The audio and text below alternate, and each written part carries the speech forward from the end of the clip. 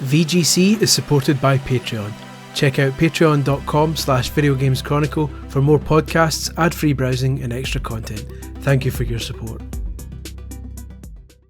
I've eaten sushi in Japan, but there ain't no place like Super Mario Land. Welcome to a very special VGC presentation split into two parts.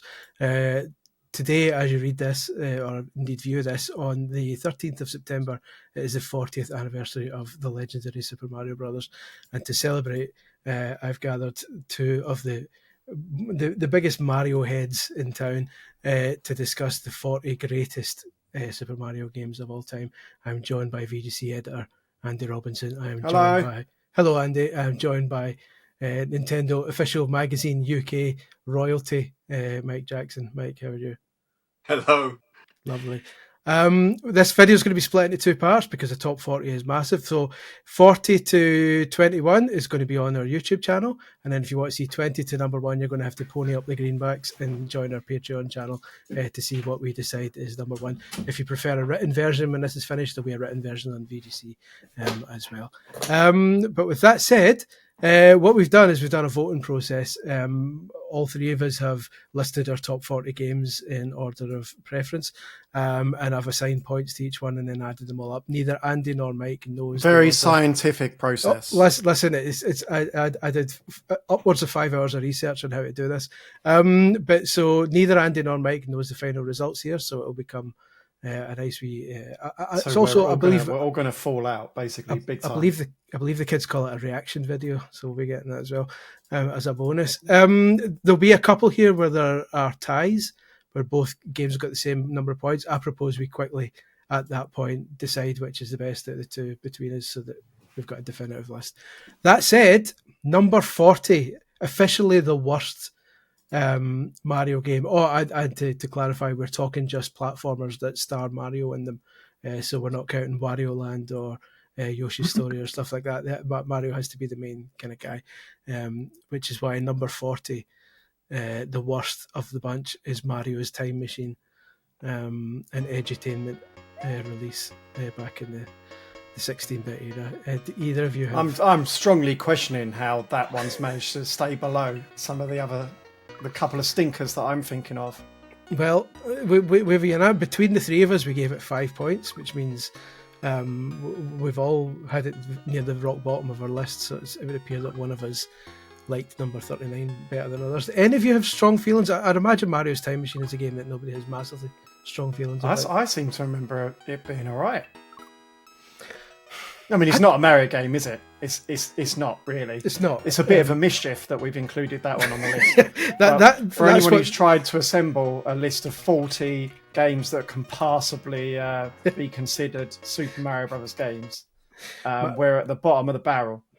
Mario's Time Machine is known as a magic 40 when you've only got 39 games. But I can still think of some worse ones. Yeah, without a doubt.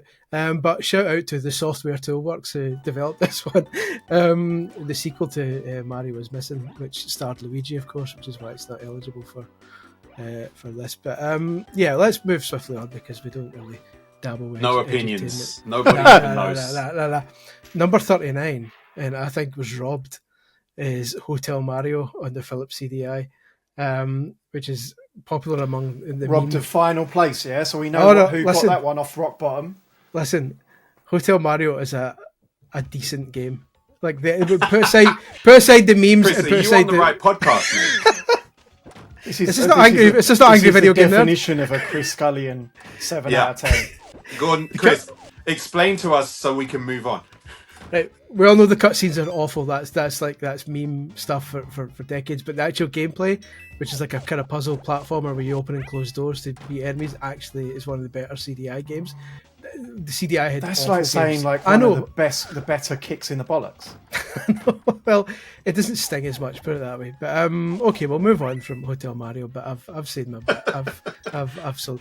If it feels like we're firing through these, it's quite obviously because the discussion's going to get longer when we get to the actual good shit. Yeah. But that's understandable. We've got a draw here, and I'm sure it's going to be hotly contested between Wrecking Crew and Wrecking Crew 98, both of which scored quite low. The thing is, they're completely different games as well, because Wrecking Crew 98 is basically like Panel de Pon, isn't it? It's like Tetris Attack. Kind of, yeah. They can't because the. Sorry, go on, mate. I was going to say you're wrecking in order to add components to the other person's field or something, right? Yeah, it's sort of like a Tetris-y type game, whereas the original's just weird. I don't really know what they're going for with the original game, where you sort of like mechanically you do smash some stuff, but you're in a crew and you do wreck things, so in that, respect, it's accurate. Well, so it was.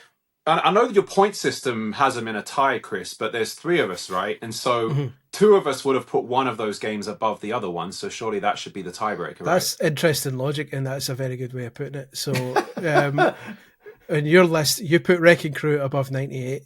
Yeah. And Andy put Wrecking Crew 98 above Wrecking Crew. Right. And I put Wrecking Crew 98 above Wrecking Crew. So have that. Wrecking Crew 98 shades. But Wrecking Crew, Nintendo must like that because they took Foreman Spike from that and put him in the Mario movie. But the character nobody wanted to return. Especially because they had to. Do you remember what his name was in Japan? In Japan, because he had a black moustache, he used to be known as Blackie, and they had to change his name for the movie. Like they brought out a statement and everything out. The Nintendo Japanese Twitter account said, "Yeah, we're changing his name to Spike in Japan now." And everyone's like, "Yeah, probably best if you do that, mate." Moving on. Number 36, the 36th best Mario game of all time is Mario Clash on the Virtual Boy. Which is kind of like a 3D take on Mario Brothers. Mario Brothers, yeah. It's pretty good. It's fine. It's pretty good. We're definitely down the enthusiastic end of the list, aren't we? Yeah. Like this is what happens when you do a top 40. Yeah. Chris, so since you both rated 98 higher, I know we're taking a quick back step, but does that mean Wrecking Crew, the original, was 38? Sorry, Wrecking Crew's 38, Wrecking Crew 98, 37. Apologies. Okay. Thank you for keeping me straight in the admin though. Yep. Because I didn't check that. But yeah, Mario, the Virtual Boy in general gets a bad rap. 100%. I think it's a piece, a modern marvel, much like the. It is like a complete, 3D, like absolute disaster of a thought-out console. For various reasons that. They're worried about people getting sick. They're worried about parents being, paranoid about their kids wearing this thing on their face and getting hit by trucks. And, so you end up with this absolute... But this is a complete bastardized device, right? That's sort of like you have to play on a desk. And it's only red and black. So that, presumably so that, there'll be fewer people getting ill from the different colours. And... you just end up with what it is. It's just it's weird, but it's got some good games. It's cool. Yeah, when it works, it's not like it shouldn't be like completely dismissed. It's worth checking out. It's worth playing. I remember being like pleasantly surprised when I first played. And there's a few interesting ways to access Virtual Boy these days, right? Like you've always had, obviously, the option of getting the original machine is there, but just for anyone who's thinking about dropping $400 on one right now. Even when they arrive in a working state, the chances of them staying that way is quite low because there's ribbon cables that connect the screens that are just bad. Yeah, the eye on mine is gone, Yeah, one of my eyes is on the blink, so I just need to go in and sort of refloat the solder. It's not actually that hard, but just consider that. You can emulate, you've always been able to do that, but one of the more interesting ways is, there's consoleization, so you can get Virtual Boy hardware that's been stuffed in a consoleized box. All the Virtual Boys in the Nintendo Museum are running on Nintendo Switches. Yeah, and then really? And then I think probably the best way to do it is Quest is the Oculus Quest is the most popular headset out there, and that does Virtual Boy almost the way Virtual Boy should be experienced. So it's good. That was really surprising when I tried that out. I dabbled with it, and that's pretty good. But yeah, Mario Clash, like when it all works properly, the Virtual Boy is a decent. Like one game that it didn't qualify for this list, but the Virtual Boy Wario Land is really cool. It's awesome. It's pretty good. It also costs about 500 quid. No, exactly. Which is why I don't own it. Yeah, just get the Japanese version, man. No, I'm even the Japanese version. You just can't get it. I don't know why. The dog just wincing at the price of Wario Land. We'll move on to number 35. This is the first surprising one that a lot of people viewing the hardcore, the so-called hardcore, reading this or watching this will complain. Number 35, Super Mario Brothers 2, aka The Lost Levels. All of us are kind of down on that, which is, and you're muted. I was just saying, whoa. That's quite low. It is quite low. I would say I put that game quite low on my list because it's one of those games. Actually, I put it at 35, so almost in agreement there with the consensus. But my opinion on it was that it's a direct sequel to Mario 1, arguably one of the most important, greatest games in the world. It handles the same, it feels the same, it looks mostly the same. But I've tried so many times to play that game, and I get about 3 levels in, and I don't like it. Shut it off, right? 100%. So even though it's got the bones of a good game, it's just like absolutely epitomizes what it means to take like the parts of a good game and make it a bad game, right? It's how important design is, right, of the Mario Brothers series, 100%, because it's not a Mario Brothers game, right? Famously. However, a lot of the characters and ideas introduced in it have become, mainstays. I'm going to stop you there because we're talking about Lost Levels. We're talking Lost Levels here as opposed to Super Mario USA. So we're talking the Japanese Famicom Disk System one. So I'll take back everything. No. It's actually called Super Mario Brothers 2. It's called in Japan. It's called Super Mario Bros. 2 for Super Going players. Forward on this list, could we have the English names, please? Yes, we'll do. I did say AKA the Lost Levels, but that's the one. The low. People watching this will be less confused. They pumped that out, right? Like it's just a super super tough version of the original game, which is very un-Nintendo like for them to do like a quick booster pack and put like a different name on it. But Nintendo was still kind of working out what they were in the software. I was gonna say they didn't have conventions. They'd only released one Mario. Yeah, exactly. Game, right? They were really like transitioning into the console space and working out what their identity was. So I kind of understand why they did it, and I also understand why it never came to the West, right? I didn't think it's just not that fun. Like I agree with Mike. Like you get a couple of levels in, it's one of the few I've never beaten. And and nowadays you can, because you can use emulation and you can pause it and rewind and that. I just can't be bothered. Like you say, it's just not fun. Adding the wind and the enormous spring jumps and stuff like that. And a million of those the maze levels in the castle, which are like the worst levels in the original game anyway. The ones where you don't know whether you've gone the right direction or not, and it loops like there's loads of that. It kind of comes from an age, doesn't it, where games were kind of designed for arcades and you had to make them as like tough as possible. It's like perceived value, right?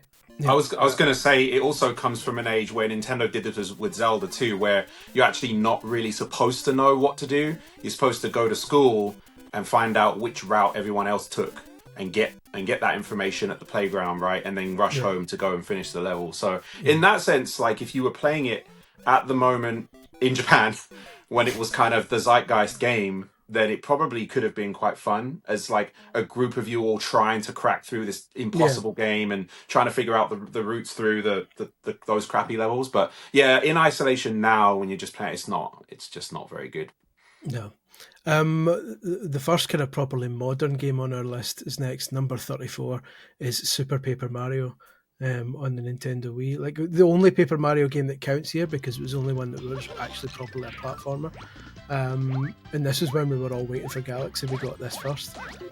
So it felt kind of. It was like one of the first like early Mario games, wasn't it, on Wii? Yeah. I mean, it's a tough proposition because it's following up Thousand Year Door, right? Which is like one of the best Mario games. And it also like followed it up by not really being like a full RPG either. Like it had the mechanic was that you could switch between 3D and 2D, right? And I just remember playing it thinking, well, this is like it's not a good RPG game, and also it's making me wish it was a platformer. Like the best levels were like they recreate World 1, and you could flip between 3D and 2D, right? But it wasn't really a platformer. So it was trying to be both. It was trying to be a platformer and an RPG, and kind of by jumping between both worlds, as it were, it kind of didn't really excel in either. So it's a bit. I mean, some of the RPG bits, the dialogue was genuinely funny in it, like it is in a lot of these all of them are games, like even the bad Paper Mario games, which you'd think that's got like a hardcore fandom Paper Mario games. Yeah. The way they talk about the less popular ones, right? Like Sticker Star and stuff, you think they're the worst game of all time. Like even they're like funny and they've got some good ideas. Yeah. Mike, any thoughts on Super Paper Mario? No, so generally I want to just highlight the fact that from this moment on, as we go through this list, everyone listening, these are the good games, right? Like these aren't bad games anymore. So we are still only at 34, but there are no more like video bad into games. The shit ones. Yeah, we've got through that's those. the end of part one. Oh yeah, you're right. But, for the, Paper Mario probably is the game on this list that has it's one of 2 or 3 other games I would put together in this category of games that I was the disparity between my excitement for it and then actually how much I ended up playing it, right? Like I was quite excited for this game because it was just kind of cool. I don't know, I always had this sort of fantasy when I was a kid that imagine if Mario games, like a 2D style Mario game was 3D and you could run through the level, kind of what they did with the Sonic games, right? Yeah. And this game sort of sought to do that, but like Andy said, it made for a game that was neither a good RPG like Paper Mario game or a good Mario game in the traditional sense. And so yeah, I think I probably got half an hour in and never played it again. Not that I didn't like it, I just didn't care enough. Yeah. To your point, like you say, we're going to 33, but that doesn't. All the games from this point on are generally considered good. Like a bad Mario game is still. That. Oh well, here we go. There's a couple I would have put down here. Are you going to dispute that with number 33, which is the original Mario Brothers, the game that Nintendo is ignoring for this? We're talking about the arcade not Super one. Mario Brothers, Mario Brothers, just Mario Brothers. I think that's a bit like that's a fun, but that's my kind of bag, right? Like something that's like kind of timeless. And you like, I've got a Super Mario Bros. Arcade machine in the corner because I can I'll sit and play that, right? Like, I'm so jealous. Where is it? Here we go. Let's go. It is. All right, for the listeners, Andy's showing off his wares. And his arcade machine. No, I'm massively jealous. You know, Mario. This is one of those things, and I don't know if we had time to talk about this, but it's really hard to put together a best video games list, even when you have the tight focus of a single character as the focus of the list, because there's multiple ways to think about it, right? You can think about the impact the game had at the time, or how good it was at the time, or its impact to you as a human, or 100%. If someone had never played any video games before and was going to play 40 Mario games in the next 2 weeks, which ones, it's like what games are actually good to play right now. Totally. I would argue that Mario Bros is not very good to play right now. Just the momentum and stuff is just a bit rubbish, isn't it? But like as an arcade game in the 80s, it was incredible, right? So I actually put this quite low on my list just because I've thought of my list as which Mario games would I want to pick up and play today, and how much do they mean to me? Yeah, I mean, you have to do that when you're going into any kind of list feature. Like, are you saying which ones are objectively the best, or which ones, in your opinion, what's most special to you? Yeah, and Mario Bros, I know it was impactful. I know it was meaningful for Nintendo as a company, and probably impactful in the game industry. But I just felt like it's so early, right? That Nintendo itself hadn't figured out how to build games that feel good, right? Like, it was a nice idea, good colors and everything. Like, it looks good, but I just feel like if this game was like, if me and you walked into a bar and this game was there, we'd play it. Whereas I wouldn't play any of the other games we've mentioned on this list. Right. Hotel I'd play Lost Levels, I think. I'd give it a crack. You'd lose your 10p. You'd lose your 10p within seconds. Yeah, 2 minutes. Yeah. But yeah, I was similar. Like, this was the hardest one for me to score low because, like you said, in my heart, it's like I care a lot about the original Mario Brothers, but like you say, the jumping doesn't feel good. Like, because you can't turn mid direction once you jump. The jumping's clunky. Some of the enemies are really annoying. So, yeah, from a modern lens, I think it deserves to be quite low. But from a iconic perspective, it should be a lot higher. But so, genuine question, Chris, probably, or either of you, I guess, is if you wanted to play the original Mario Bros, but not the original version, is there a modern one that has like Mario 3 style handling? Did they do that on GBA maybe with the Mario Advance packages? Even the Mario Advance ones played like the arcade one, I think. Yeah, they all had that so they never did a modern version, right? As far as I know. Probably Mario Clash is probably the closest you're going to get, right? Mm-hmm. Yeah, I suppose did the multiplayer in Mario 3 do it? You know when you bumped into another player in Mario 3 and you played each other in Mario Brothers, did that fix the jumping? I didn't play it that much, that bit, so I can't remember. Don't remember. Never mind. Anyway. Well, regardless, number 32. Super Mario 64 DS. Oh, you guys were about to piss me off. Mike was about to log off. Stream ends. Mike was about to log off. The game literally behind him on the telly. But Mike's going to say the same thing as me, right? Like, I was in the room when they announced that game, right, at E3, and it was like, here's Super Mario 64 running on a handheld. Oh my god! It seemed like impossible at the time. We talk about this a lot on the main pod. That kind of generational leap is kind of long gone now. Like, and it seems quite quaint to think that we even looked at that and thought it was amazing. But at the time, like, a 3D games on a handheld in the early 2000s was wow. It turned out in a different room in a different part of LA, they just announced like PS2 games running on PSP, which made it look a bit crap. However, then immediately it was like made redundant as soon as you realised this thing didn't have an analog stick. This is the game that like basically invented 3D movement, you know, in action platform games. And then like it's baffling. I'm trying to think of a comparison, right?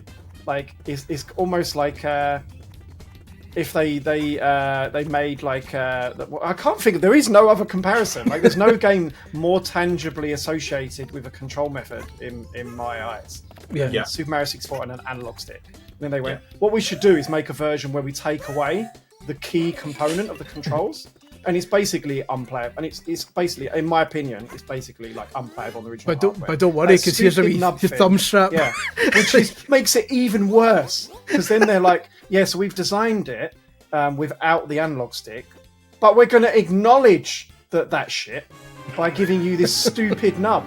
They didn't even stick with their decision, right? No. We've changed the control. We've tweaked the gameplay to work on a D-pad for handheld gamers for handheld generation. Oh, good. No. It is a bit shit. So here's a plastic thing that you can awkwardly put over the screen so you can't see what you're looking at. In a sense, stupid game. Is Mario 64 DS also therefore guilty of perhaps inventing that really annoying mobile phone control method of every time you put your finger down, a D-pad appears around your finger? However, it's really frustrating because the extra content in it is supposedly quite good, right? Yeah, the extra characters, Mario 64 with more content is like my dream. Yeah, exactly. Right? Yeah, official content from Nintendo. And for the record, I played 4 different characters. Yeah, I played 64 DS all the way through, right? Like, I finished it, but begrudgingly. But honestly, I have a sort of, I don't know if it's a unique perspective, but the official editor, the editor of Official Nintendo Magazine, agreed with me on this. He actually brought it up first. Mario 64 DS was heartbreaking because I'd spent years. Look, when N64 was on the horizon and it was coming along, and PlayStation was coming along, there were playground fights about this shit, right? And I used to, like, I put my life on the line about how much more powerful N64 was and the gameplay that enabled, right? The games, and Mario 64 was the tentpole video game where you could say, like, PlayStation's great, has some really good games, but you can't make a game that looks or plays like Mario 64 on the PlayStation, which, by the way, at the time didn't have dual analog controllers. It was just a D-pad and 4 buttons like a Super Nintendo, right? And so, like, a decade later on, or whatever the time frame it was, Nintendo just wipes the floor with all of those arguments we ever had by making a game that making a version that not only doesn't use an analog stick, but has fucking PlayStation 1 graphics. Like, come on, man. Like, you just compromised everything we fought for, man. We were in the trenches for you. The only thing it was absolutely heartbreaking. Times is when Sony announced all their PS5 games and did all the next generation thing, and then just put them on PS4 anyway, right? Yeah. Ratchet and Clank cannot be done without the power of the ultra-fast SSD and PS5. Anyway, here's it on your Steam Deck. Here's on Steam. Yeah, I was really good friends with the editor of Nintendo Magazine when DS was rolling around, Dave McComb, and I was laughing for ages because he said, I asked him, what does he think about Mario 64 DS? Like, it was about to come out or it just come out, and he said, I'm not playing that. I was like, what? Like, why? It's Mario 64. He's like, it looks like they imported Mario 64 to PS1, I refused. I spent so many years of my life talking up N64 and its power and Mario 64. I'm not playing a PS1 version. I'm well up for a modern port of that, though, because that's just fix exactly it, make it a genuinely great game, right? I literally just wrote an article which you'll be able to see on the site by the time you see this. It's like predicting or really hoping that they re-release Mario 64 DS with analog controls, which they may have done by the time this is published. Hopefully, but yeah, it was a really frustrating one. It's like it had so much potential, but such is life. Number 31 is Mario versus Donkey Kong on the Game Boy Advance. Should be a lot lower. Which recently got a remake. Should be a lot lower. Yeah, you're not into it. This is the GBA one, yeah? Mm-hmm. Yeah. Yeah. It's weird. I just reviewed the Switch version. It's a weird game. It's basically like they've got their American team, the DigiPen guys, right? Like the students. We got this GBA thing, and it's during the days when people were obsessed with like Toy Story graphics. So they've made this really like uncanny valley, like Mario game with like 3D render sprites, and the moves are just there, just like it's like a tech demo, right? Oh, look, you can do a handstand, and for some reason the handstand stops you getting crushed by boulders. Well, no. So here's the thing, right? Mario, mild spoilers, I guess. Donkey Kong 94, as people call it now, but basically Donkey Kong on the Game Boy, was incredible, by the way. That's really high on my list, spoilers. Yeah. So the new game has mostly the same ideas, mechanics, right? Like being a handstand. It looks like it was like the visual art. The art direction of the music was done by a team of people who'd never seen a Mario Brothers game in their life. Yeah. Like they'd gone to the middle of the Amazon rainforest and gone, here's this game, we want you to create a score for it and make all the graphics. The other context is that like Donkey Kong Country at the time wasn't that old yet, right? And that game was absolutely mind-blowing, and Mario RPG had also done really well, I believe. So I think everybody was clamoring for that. Those games came out 10 years before this one. Yeah, I know. Yeah, you're right. But yeah, I think the Silicon graphics craze hadn't yet fully died down. But it's the GBA thing, that was it, wasn't it? It was like, look, we can sort of do 3D on a handheld, but not really. Yeah. I never really had like massive feelings either way for it. It was like I think it's quite beloved. I think a lot of people would disagree. I really like it. I like it. I think I was more into it because of the idea of it being a sort of sequel to Donkey Kong 94. My biggest problem with it is it doesn't feel like a Mario game. I think I would enjoy it like 1 point. I think I'll give it 3 out of 5 on Switch. I think I'd maybe, I don't know if wouldn't give it 4 out of 5, but 10-point scale, it would get an extra point if it had Mario music and it looked like a Mario game, right? The Mario music, like Mario Kart World has got like a 20-hour score of Mario music. And these guys, they like decided to give like Dave a Casio keyboard and get him to just make up some stuff.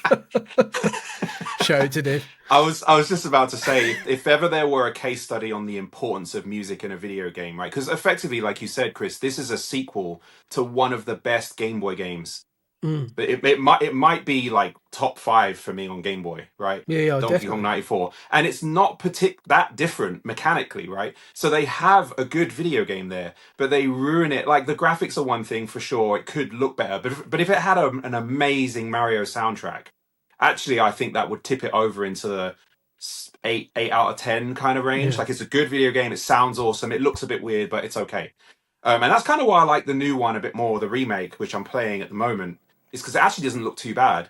It doesn't look good. It just doesn't look as bad. It's a bit like they put it through ChatGPT though. To me, yeah, it looks off. It looks like even the theming, right? I get it because they're sort of like it's Donkey Kong. So the original, like the 94 version, is sort of like a remake of the original Donkey Kong, right? It's like they've reimagined it.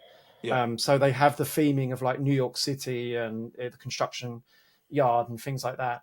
But it just feels weird with like a modern Mario in it. It's like, where's the Mushroom Kingdom? Where's the traditional theming? It's like, oh, you're in a warehouse, and then you're in like on a construction yard or in a shopping center. It's just I just found the whole thing a bit odd. It's a strange one. Number 30 almost kind of harken back to Mario 64 DS. Another game getting a kind of remaster is Super Mario Brothers Deluxe on the Game Boy Color, which for me, and again, mild spoilers, like Super Mario Brothers is quite high on my list, the original. And I thought the Game Boy Color one was massively disappointing. Again, despite adding loads of extra stuff, which could have made it better, that screen is zoomed in so much. Yeah, that does compromise it a little bit. But I liked it was just cool. I think that was Nintendo didn't re-release stuff.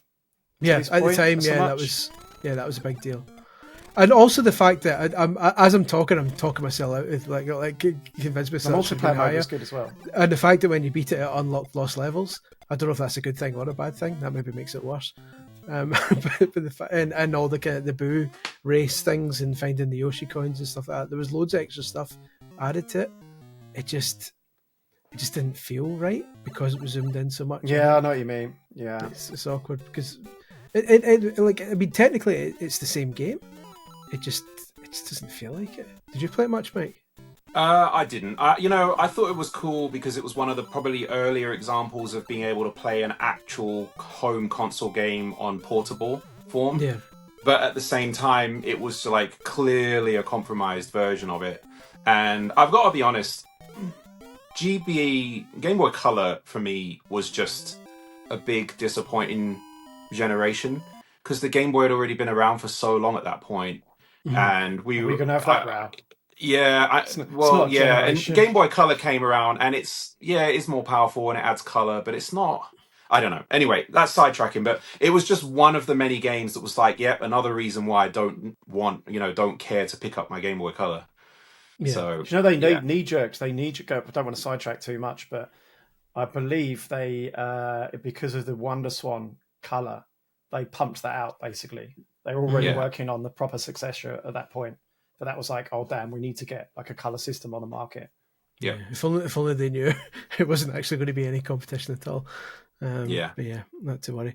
Well, that was 40 to 30. We're now going into number 29. The good ones. 20s. We're in the 20s. Finally, the good ones. I say that. Number 29 is Super Mario Maker for Nintendo 3DS, specifically the 3DS version. The reason I dislike this more than the standard one is they took out. Did they take out all the amiibo characters for the 3DS one? Remember in the Wii U Mario Maker, you could scan an amiibo and get loads of. Yeah, I know what you're talking about. That wasn't in the 3DS one. I think they took out the 3DS one. Either way, regardless, I still preferred playing it on the Wii U. I think the Wii U was a better 100%. I just thought it was just a compromised version of the Wii U version, basically. Like, I didn't see any reason why I would play the 3DS version over that. Yeah, same. Especially arriving later as well. Mine stayed in the cellophane for about 10 years when I opened it, just out of curiosity for how it ran. But yeah, it's just this is one of those things, right? Because if you were going to be the professional critic, maybe you would have put it higher just because in isolation it's a really good video game, right? Yeah. But in the context of us being lucky enough to have all the systems available to us and having all the games, if you already have a Wii version, it didn't make sense to play the DS version unless you were desperate to play it on the bus on the way to work or school or something. In that sense, it would probably be the best version of the game, right? Until the Switch one. So I don't know. That's one of the tricky ones where I didn't quite know how to treat it because it is good. It's just I didn't touch it, so I put it I think 2 spots below the others. The standard one, number 28. New Super Mario Brothers 2, so that's the lowest ranked of the New Super Mario Brothers games. Because it's 3DS. I'm not having. A lot of people don't like it. Do you know what? I think it came out at the right time for me. I played this, and everyone will be able to relate to this. I played this game on vacation. It was 2012. Sorry, my dog's about to go mental. Probably seen another you're dog. wrong. Shit, mate. Dog's going, there's too many coins in it. You know what?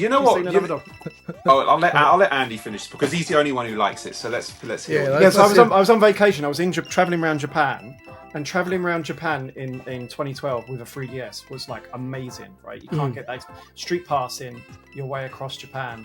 Awesome. So, just checking the thing. Like every I think it capped at 10, didn't it? Yeah, it did. Yeah, 20 or 10. Every 10, there's some more, and then be more people like coming to see you. And it was just a great like little vacation game for that sort of thing. It's nice and compartmentalized, a fun little Mario Bros game. I thought it was scoped really, really well. The levels were fun to go through. The progression was fun. I liked the coin mechanic. I thought it was nice. Swiss. I like collecting things. I like blasting through levels. I enjoyed it more than some of the other new Super Mario Bros. Games, which are like bloated, and samey to me. I think to me it was like the feeling I'm getting. Well, I'm still playing through Donkey Kong Bonanza, and I get a similar feeling that I did then. It was like I got the dopamine hit originally when there's like it throws a million coins at you and you go, brilliant, there's loads of coins in this. But by the end of the game, I was like, I get it. I'm still getting it. So it's this kind of same with Bonanza where you're wrecking the place, wrecking. I was going to say that, Chris. It's like a Mario game where they invited Exhibit in to come and design it, like help them out, Because it was like, because I remember one of the presentations or one of the early trailers, they said like in Mario games, it's obvious that people have fun collecting coins because people will go out of their way and die several times just to get this tricky coin that's absolutely unessential to them. So clearly people love collecting coins. So let's just put some coins in your coins and decorate it with coins and make them sound like coins. Fuck. It just like compromise the value of those coins. Also, I want to point out, not only is it the lowest of the new Super Mario Brothers games, it's also if you don't count Deluxe because that was technically a remake, it's also the lowest traditional proper 2D Mario platformer. Yeah, so and that I think I agree with. I think it's the worst 2D Mario game. But again, to stress, at this stage in the list, they're all good. They're all still good games. They are good. As a standalone game, it's still good. But I think that game may be the only traditional 2D Mario game I never finished. Well, except for Lost Levels, I bailed from it because I was like 4 worlds in, I've collected 650 billion coins, and I just don't need to collect anymore. Also, the first side-scrolling Mario game with DLC in it, which was shit. Oh. Remember they added like coin courses, and it was just like, remember you collected all those coins? Do you want some more coins? No, we should add with the DLC. Exhibit. What should we do about the DLC, mate? Coins. Yeah. I heard you like coins. So that's fair enough. Number 27 and 26 and 25 and 24 is a draw. So I'm not really sure how we're going to navigate this, but basically, so you do what Mike said and work out who put each one higher. Yeah, but we're sitting in silence while you do it. Good luck. Yeah, it's a bit harder with 4 games. I'm here with a pen and paper for 45 minutes. I'll take them just in the order they appear on the list. We've got Super Mario Maker, the Wii U version, which me and you, Andy, spoke about this recently in the podcast. That I've never been a big fan of the Super Mario Maker series because I prefer Nintendo to design the levels for me. Yeah, I put the second one over it purely because it actually had like levels made by Nintendo, and they're really good. I think it's one of the best 2D Mario. I'd say the 2D Mario the campaigny, like the levels and stuff you can play in Super Mario Maker 2 is better than any. I've enjoyed that more than any of the new Super Mario Bros. Games recently. And it just didn't have that. It's great, especially for the concept. They shut it down a bit quick. Obviously, it suffered being on Wii U. Yeah. I was at Playtonic at the time. We did Nintendo were getting like devs to make levels and like then go on stream and stuff. So I've got fond memories from that point of view. Is that they actually taught me like how they go about making like kind of platforming levels, which it was like a really cool thing to kind of experience. But yeah, I think that's a fair position in the list for me. Yeah. Yep. It's fine, but it's not. I next also like joint with that is a game that I think deserves more love, but it basically had a bad rap from the very start, which is Super Mario Run, the mobile game. Good game. I still enjoy. I still play that daily because it is the best way to get platinum points on Nintendo account. The way I approached making my list was I just got like a blank list of 40 slots and then just started throwing games in vaguely where I think they would go. And my knee-jerk reaction was to slap Mario Run down there with like Wrecking Crew or whatever, just down in the low, like the bottom 5. And as I was adding more games, I was like, no, actually, I think it's a bit better. And it ended up like, probably somewhere around here in the high 20s. And that's when I kind of thought, it's a really good game. Like, it looks great, sounds good. It has a unique play like mechanic to it. The most recent Miyamoto designed Mario game. Oh, really? That was the last. Yeah, maybe. It's weird, but I think probably one of the reasons we've all put it fairly low is because I think it's that psychological barrier of it being a mobile game, and it got so much shit at the time for being like a relatively high price mobile game. But as a game that I continue to play to this day, I mean, I've got my money's worth out of it. I enjoy the kind of multiplayer mode where you race against other people and try and get the most coins. That's my daily fix. So yeah, fair play to them. Fair play to the mobile. Yeah, good game. Lads. Probably one of the better of Nintendo's iPhone efforts from a traditional gaming perspective. I know Pokemon Go's really big and really popular, but not really a video game in the traditional sense, right? So yeah, I think it's probably the best one they did. Agreed. Also joint with Mario Maker and Mario Run is New Super Luigi U. Yeah. The DLC they released for again, that Super Luigi U feels more like a kind of Lost Levels of Super Mario Bros. U, but it 100%. It wasn't as bullshit, like, because it was manageable. Like, I think every level had like a 99-second time. Yeah, it's 100 seconds. Yeah, which I think was quite cool. But I enjoyed it. I think it's because at that point I had New Super Mario Bros. Fatigue already. Absolutely, yeah, 100%. It well settled in by the time Mario Bros. U turned up. Yeah. Do you think much of it, Mike? I put it in exactly that slot on my personal list, or 25 or whatever. And a full admission, I put it there, which is quite a high slot without having actually ever properly. I played 1 or 2 levels just because I know what the game is. It's been on my backlog forever. I fully intend to play it at some point. Yeah. I just haven't gotten to it yet. But I think what they did with it is cool. I actually like the idea that Nintendo would put out more challenging DLC, components to their games for the players like us who kind of crave a greater challenge when they don't include it in the game already, which they do quite a lot as well. So I think it's good. If they announced like a Mario Wonder pack, like a DLC pack with hard levels, I'd be all over that. Like, yeah, that'd be. Everything was better in the year of Luigi. God, shout out to the year of Luigi, but yeah, I think your summary, Mike, sums up for better and for worse. It's like, even having not played much of it, you know exactly what it is.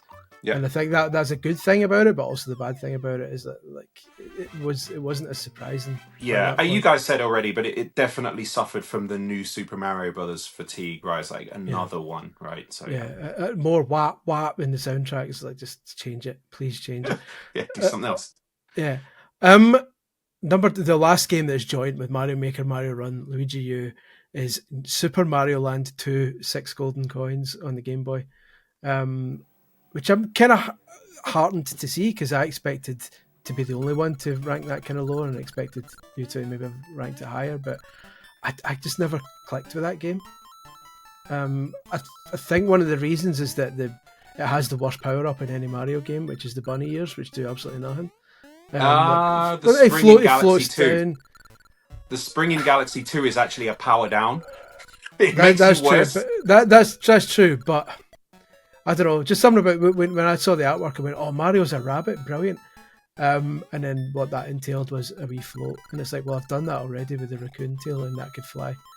This is just not good. When that game came out, it blew my mind. I was a kid who only had a Game Boy for several years. I didn't get into home consoles until I didn't get an NES until the SNES was out, basically. So Game Boy was my thing, and I played Mario Land. It's a candidate for the game that I've seen the ending for, probably maybe more than any other video game. I just played it through every day, a couple times.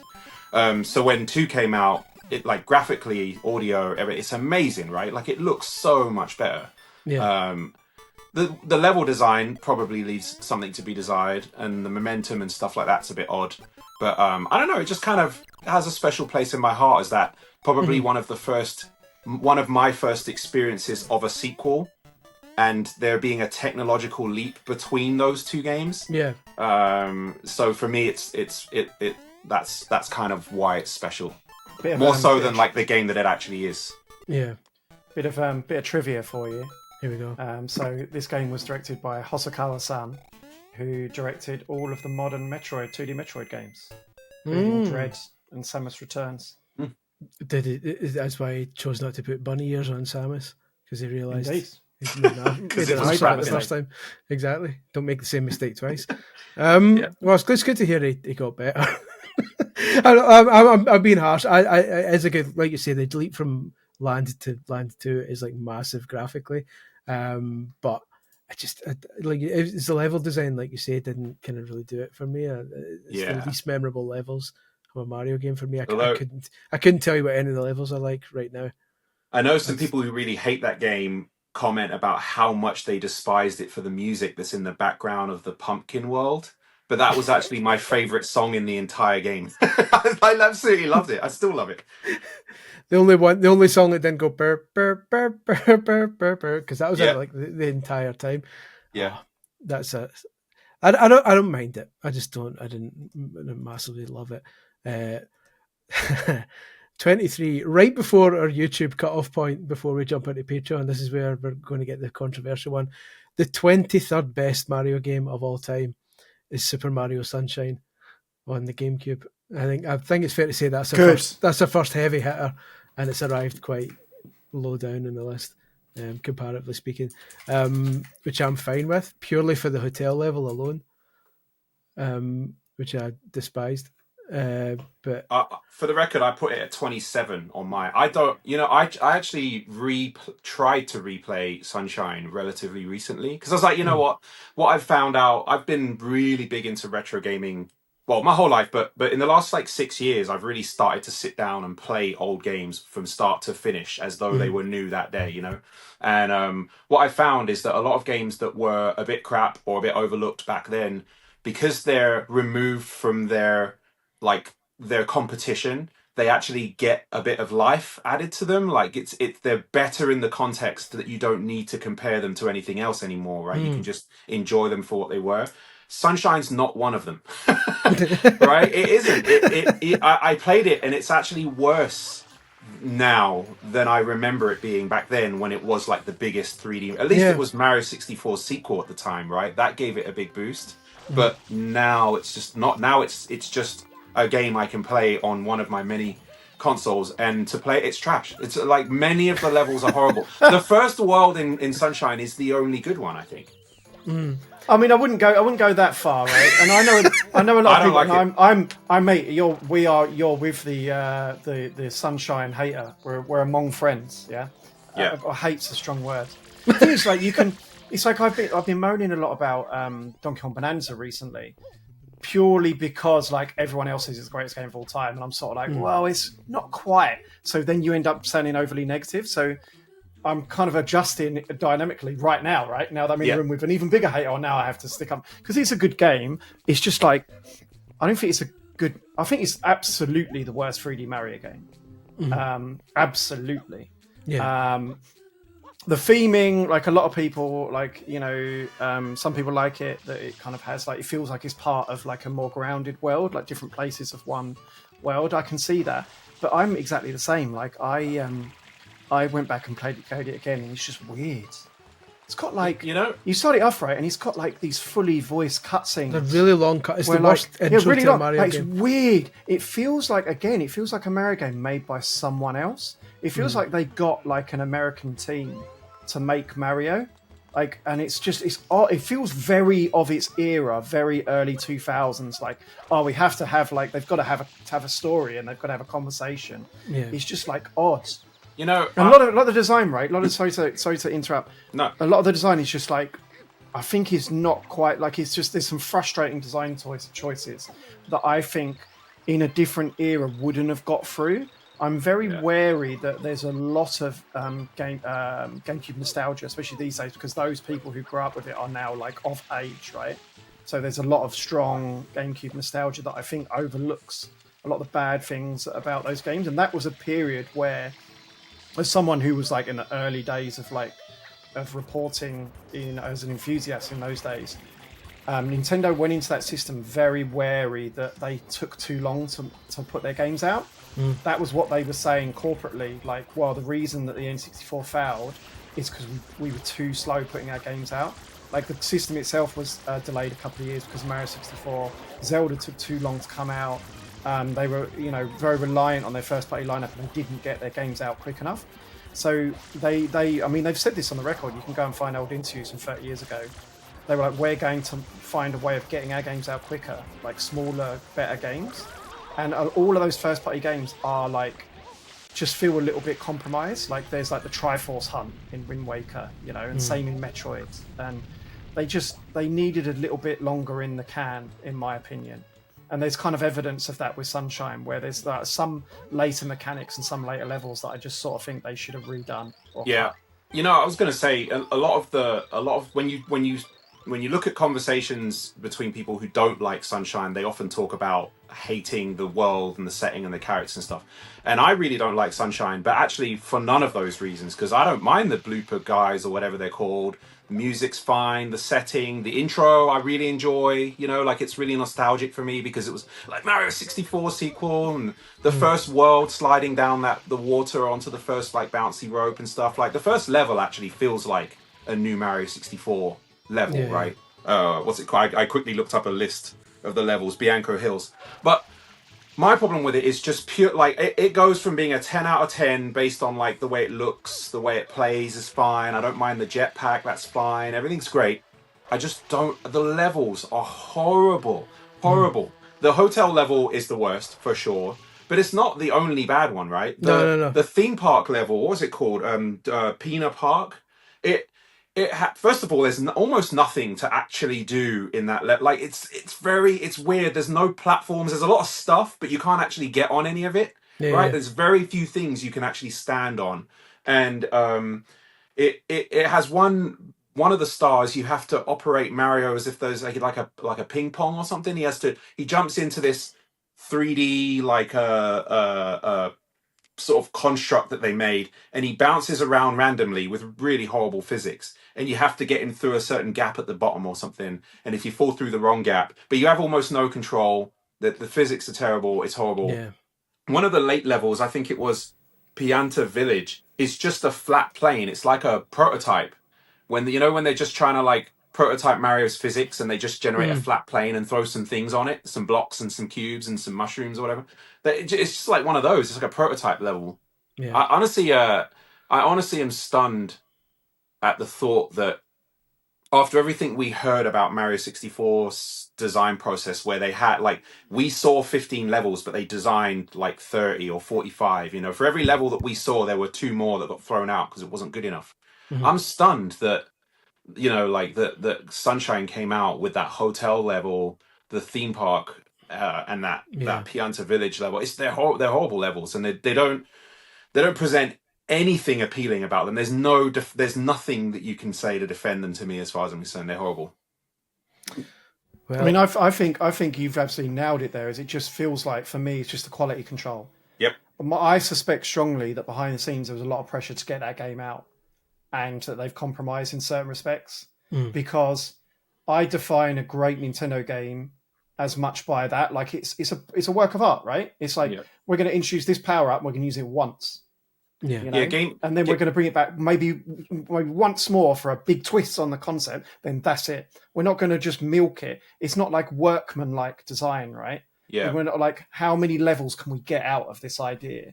It's about the quality of the final piece together, all the elements coming together. Because we know, as well, this is the first game directed by Koizumi, right? Who's made some of the best Mario games ever. Yeah. So there's, it's not like it's the B team or something. Basically, this game was his time, right? Yeah, this game was his 20 years.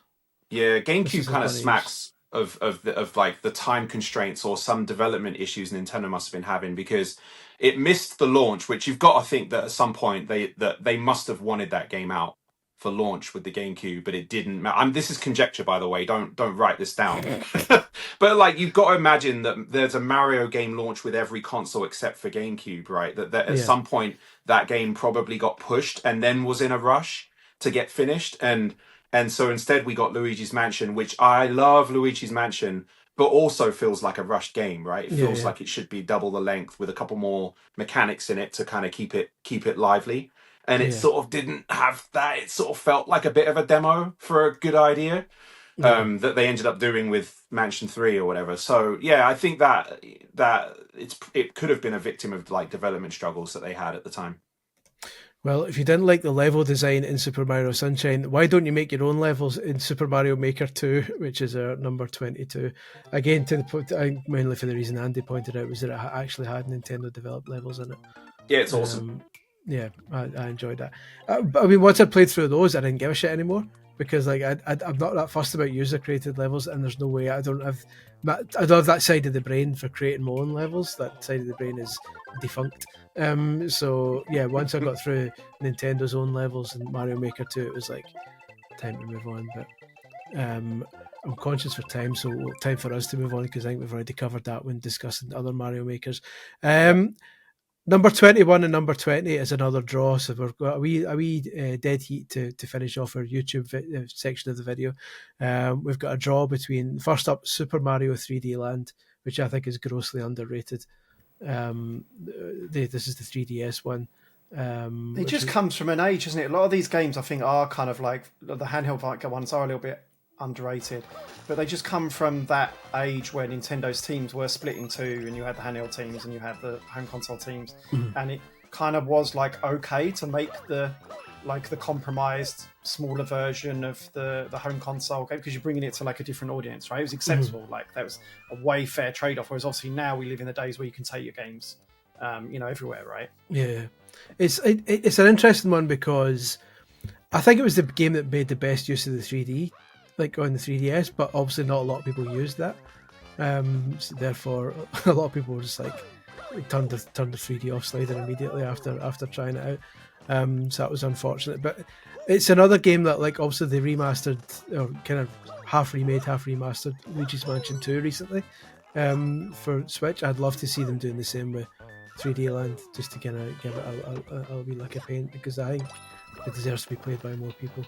When I was playing 3D Land for the first time, which by the way, for anyone who may not know, 3D Land came out before 3D World. 3D World didn't exist, so it wasn't like it was a compromised version of that game, like Mario Maker or because they did that quite a few times in that generation. The 3DS generation had games come out simultaneously.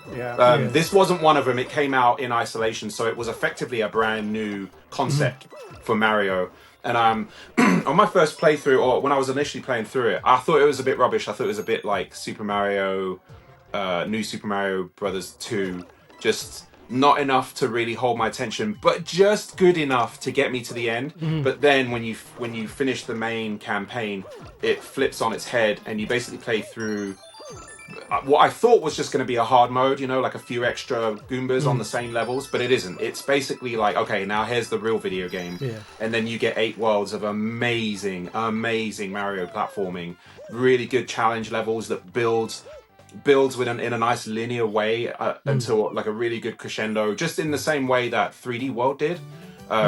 So absolutely fantastic. And I'm a big lover of 3DS and the 3DS tech. I'm a bit sad that there's no stereoscopic 3D in gaming anymore. So yeah, for me, that is a massively awesome game. And anyone who plays it and thinks, it's a bit easy and a bit rubbish, if you can, get to the end or the pseudo end, because then actually it gets really good and the challenge is awesome. It's one of the first Nintendo games to do that, to give you a really easy bit for quite a long bit, because they, like you say, they did it again with World, and then they've been doing it with stuff like Pikmin 4 and stuff like that, which you've got to get through a lot of kind of content that appeals to everyone before they're clearly stuff. Deliberately doing that as a design ethos now, that the way to cater to both veteran players and new players is to make like the newbie game and then kind of like unlock this whole other thing after.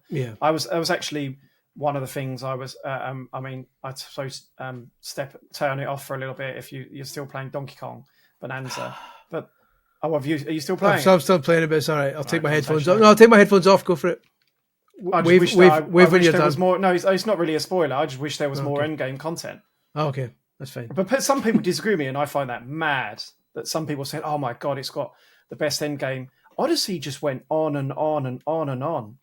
There's no better surprise to me than the last World in Odyssey. Like, there's so many games. This is we get such a unique perspective getting to play these games from review, right? Where you truly don't know what to expect. Like, Mike can tell you. So I remember, Mike, when you finished, was it New Super Mario Bros. DS one, and you unlock like all the other campaign afterwards. It was DS, wasn't it?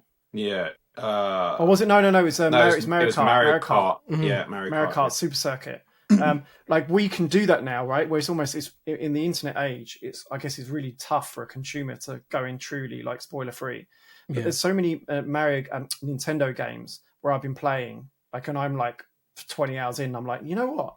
I think this is a bit ordinary by their standards, and then it unlocks the whole new thing, and you're like, oh my god, no, you've completely changed my perspective. That's also when Pikmin 4 was one of those. That's also when you can catch out the reviewers who haven't played the whole game when they write the review, because they're the ones who don't mention the cool shit at the end. That Super Mario 3D Land is drawn tied with Super Mario Brothers 2, the actual Super Mario Bros. 2. A little game by the name of Doki Doki Panic, I believe, is a little known. The little known fact. Almost nobody knows that, Chris. You should tell us about it. You heard it here first. It's actually a different game, but we'll talk about that another time because it's fascinating. That's worth a video on its own. For what it's worth, I would vote 3D Land above Mario 2. I probably would as well, Andy. Yeah, I probably would as well, yeah. Well, that was easy. 3D Land. Did I say land or world? Land. I meant land. That was much easier than the four-way tie we just skipped. Yeah. That's okay. I've got a soft spot for Mario 2. I know, like, Andy said the first time around it wasn't when I accidentally critiqued it earlier. Yeah, it's like it's like the black sheep, right? It is because it's not a Mario game. But I think a lot of the people involved in it are the Mario team anyway. Yeah, but and I think a lot of I think the best thing about Mario Bros. 2 is like the aesthetic, the characters, the music that has kind of like become iconic, associated with Mario. It's almost mad to think what Mario. The franchise would be like without all of those kind of iconic tunes and characters and stuff introduced with this game. Especially also Birdo can take her or leave her. But I mean, and again, not to go down the Doki Doki Panic route again, but you got to wonder what would have happened to that game if it hadn't been repurposed. Is that the sort of game where, like, nowadays people would be going, oh, there's this hidden gem on the Famicom disc system that nobody ever played, and it's actually a pretty good game. It's like it's weird to think that game got a second chance as well, because it could have been dead and buried in the West and instead became like sold many millions of copies. It's a different era, right? It was almost like it was a normal protocol for in those days for them to go, right, it's been out in Japan for a year. Now how do we release it in the West? Do we completely redesign it? It's also a good argument for, and like for people like you guys, me, we hang out with and socialize with people who are into looking into Japanese hidden gems and trawling through Japanese only releases, but the vast majority of people don't do that, right? So if you're out there now and you've never done that, but you love to play retro games and stuff, this is an example of why you should look into really good Japan only video games, because you would have never played Doki Doki Panic, right? And it is fantastic. It's really, really good in every way. So yeah, it's weird because Super Mario Bros. Is the game that made me fall in love with games, but Super Mario Bros. 2 is when I was like full on Mario obsessive, because that was the cartoon that was on TV. It was a Mario 2 cartoon, and that's so I knew, like, even the bosses that no one cares about these days, like Mauser and Triclide, like the snake with three heads and shit like that. That was my jam. So I've always got a soft spot for that. I think I appreciate them trying something different with the vegetable mechanic. Again, that wasn't meant to be a Mario game, but I like that it exists. Certainly more than Lost Levels.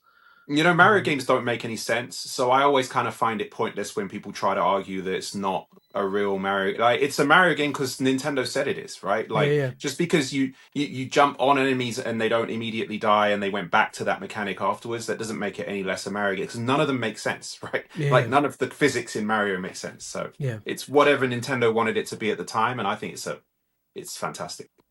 I think it's fantastic, and I hope you'll agree that the first part of this video has been fantastic. If you'd like to see us now discuss numbers 19 to number 1, then we're going to be continuing this discussion over on patreon.com/videogameschronicle. I'll post a cheeky wee link to the specific post in this video description, and you can jump over and see the rest. If you would rather read the rest of the article, you can find it on videogameschronicle.com, but otherwise, to continue this discussion, head over to Patreon. Thank you very much for watching. VGC is supported by Patreon. Check out patreon.com/videogameschronicle for more podcasts, ad-free browsing and extra content. Thank you for your support.